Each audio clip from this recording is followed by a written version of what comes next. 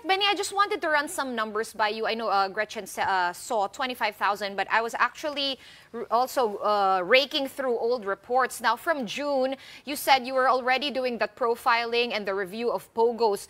The number that you cited was 22,000 Filipino workers to be affected. Yes. Here in NCR alone. 1 month around there has passed. Do you have an updated number nationwide of about how many Filipino workers will be affected pag naban po no, ng total ang POGOs?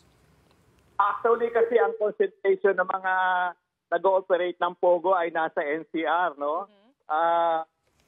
In Region 3, actually, isa na lang ang surviving internet gaming licensee.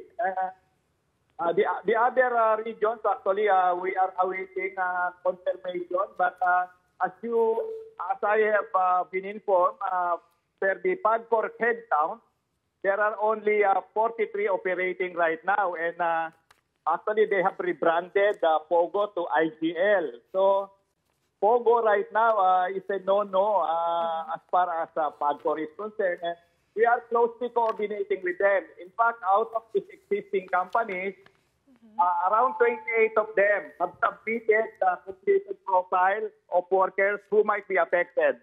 And we have more or less identified the positions of the Filipino workers who might need the assistance from the Department of Labor and Employment in the various forms of intervention.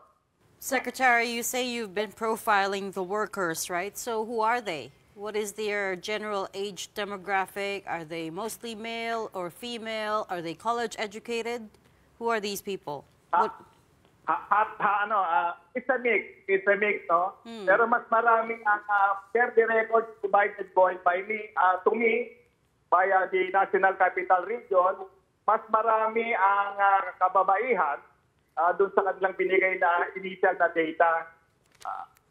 Doon sa 22,000 na nabanggit mo kanina, mga 12,000 doon ay female, 10,000 more or less are male, no? That number.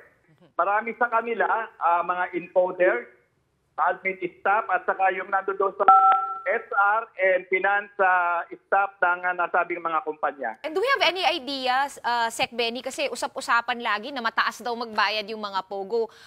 I know hindi pa tapos yung results ng inyong review, pero as early as now, meron ba tayong idea kung totoo nga ba na mas generous magbayad itong mga POGOs?